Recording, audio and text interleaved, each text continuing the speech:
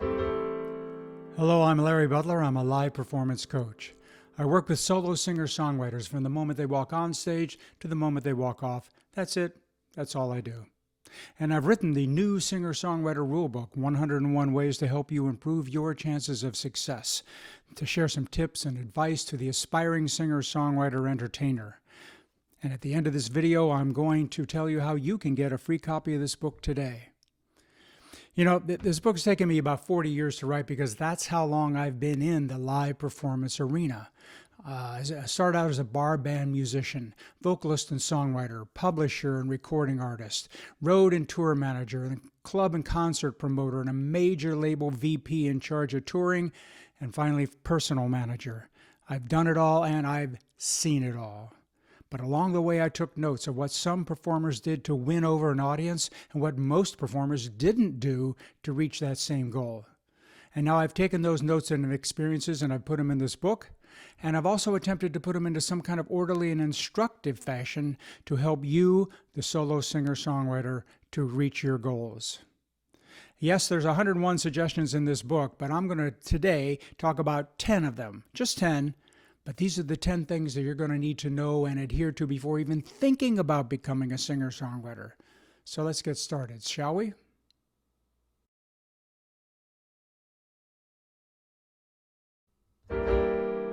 Rule number 1. Make sure the music is the main thing that you want and need and have to do in life. This endeavor is not for those who just want to write songs and perform them in front of an audience in an entertaining manner. Everyone wants to do that. No, this is for people who need to do those things. They can't help themselves. They have to do it. There are no other choices in their lives. In fact, here's a cautionary note. Do not have a backup plan. If you have something to fall back on, you're going to end up doing that thing instead of music, and you'll waste all that time and money. Make sure this is the main thing in life for you to do. Singing, songwriting, performing, and entertaining, and only do those things related to those main goals. That is rule number 1.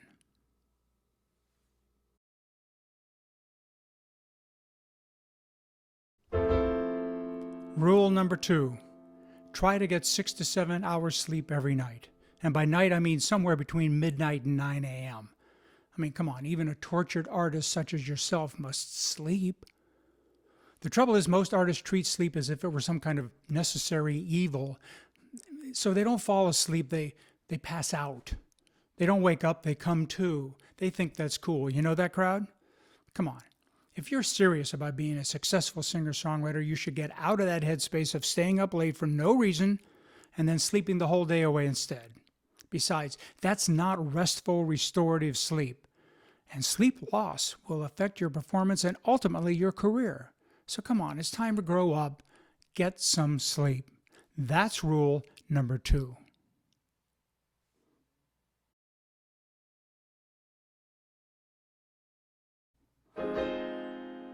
All right, rule number 3.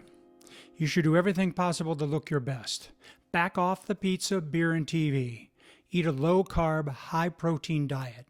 Exercise enough to at least keep the weight off. Pursuing a career that consists of performing from a stage or a live stream involves an audience staring at you for a half an hour or so every night. So again, live performance is a visual medium. Why not look your best? So eating healthy. I'm not talking about radical fad diets. They take up way too much time and expense, which are resources that would be better spent on your furthering your musical career, right? So just eat healthy. You know what I'm talking about. And what about exercise? Exercise is mostly just getting up off your butt and moving around. Be a fanatic about your music schedule, not about your fitness schedule. Do something, though, every day. And that's rule number 3.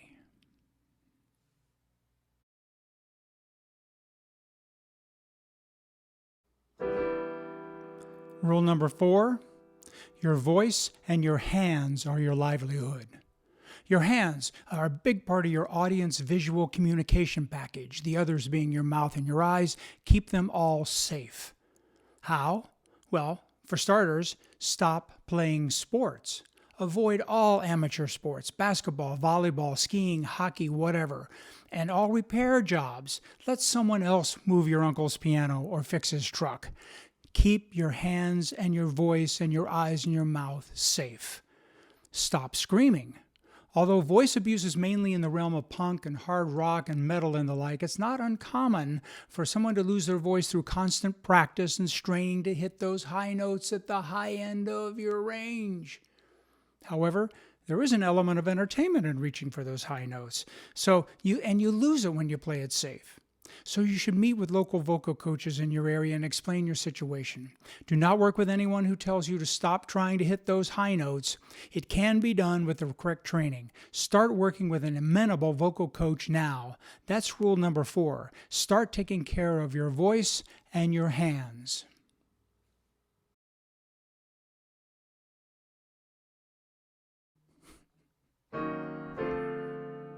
Here we go, rule number 5. Avoid watching mindless TV or spectator sports, or worse yet, fantasy sports. They have nothing to do with your music career. Of course, in order to justify your rabid sports fandom or your TV addiction, you rationalize that you deserve a break from the rigors of musical practice and creativity.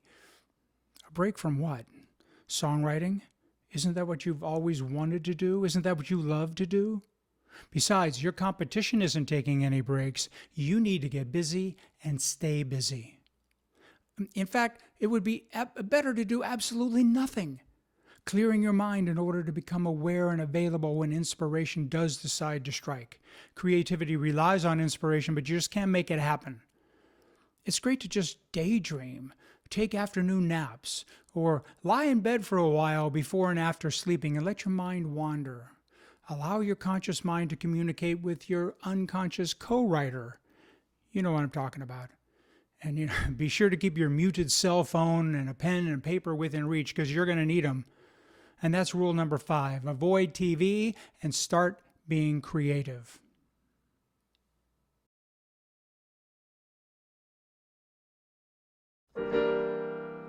Rule number 6.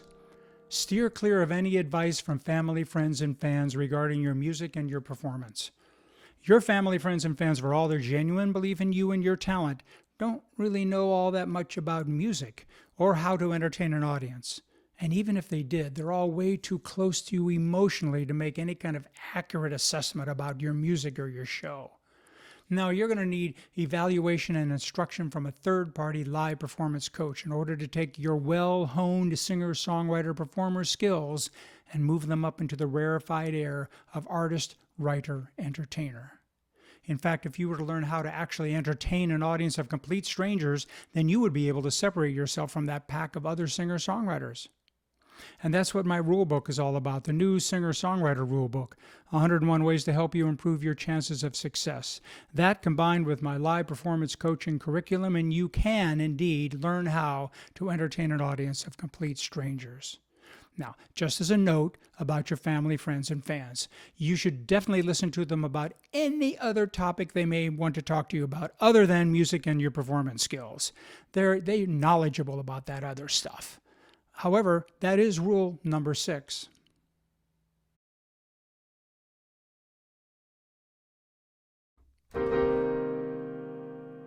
Rule number 7. Avoid all serious relationships. Now, this is where it really gets heavy. Everyone who's ever been a performing artist knows that as soon as a significant other enters the picture, the career is no longer the main thing. Now, it's okay to have a casual or friendly relationship as long as it relieves tension instead of adding to your mounting list of fires to put out. And inevitably, relationships lead to unsolicited advice. Again, more advice from someone who has no experience in the world of performance and entertainment. You then have to weigh the value of that relationship to the actual benefit. And relationships take time. Do you really have that kind of time? Okay, one exception to the rule. Kids. Kids always take precedence over you and your career and your relationships. If you already have kids, you have to stick with them and you have to be a great parent, do the right thing by them always. Kids are the only real responsibility you have in life. Other than that, it's music. That's rule number 7.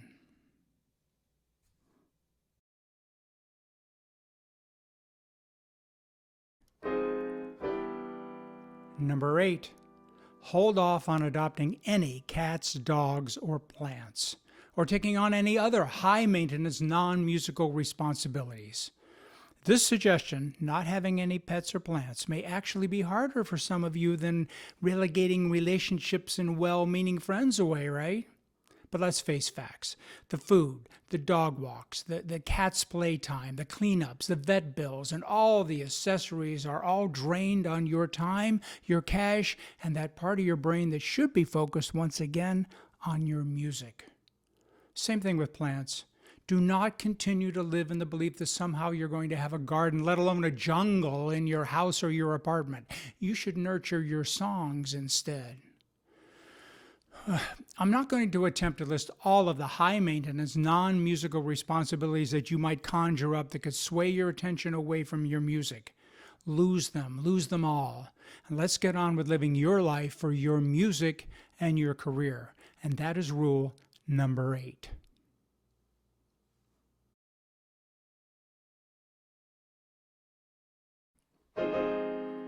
Number 9, study music, literature, and the arts. The best way to study and learn about the arts, specifically music and literature, is in college, which will probably be the only 4 years of your entire life that will be fully funded and, for the most part, unsupervised. You should really try to take advantage of that.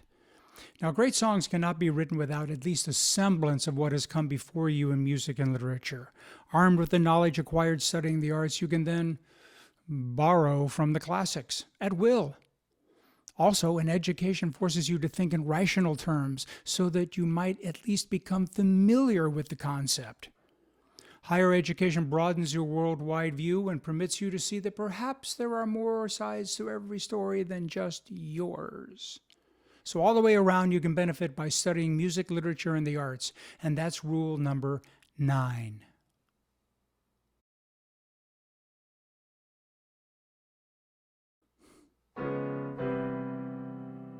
Here we are at rule number 10, and it's just as important as rule number 1. Studies show that creative artists have more emotional problems than the average person, and the solution is to seek and accept help. And what better source of advice for singer-songwriters can there be but that from James Taylor?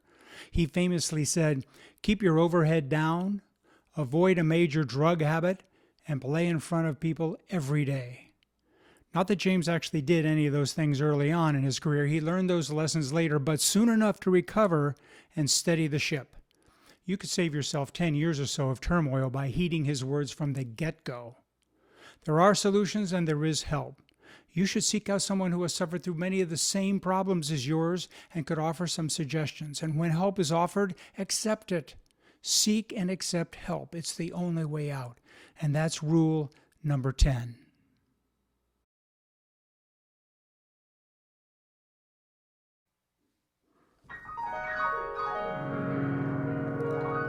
So there they are. There are the 10 things you need to consider before even thinking about becoming a singer-songwriter. And there are 91 other tips and advice for solo singer-songwriters in my book, The New Singer-Songwriter Rule Book, 101 Ways to Help You Improve Your Chances of Success. And you can get a free copy of my book today. Just go to the contact page of my website at diditmusic.com and type in, "Hey Larry, I want to be an entertaining singer-songwriter. Send me your book." And bingo, a PDF copy of my book will appear in your email inbox. Read it. Get back to me. We'll set up a Skype or a FaceTime or a Zoom call so we can get started on making your live show entertaining. Thanks.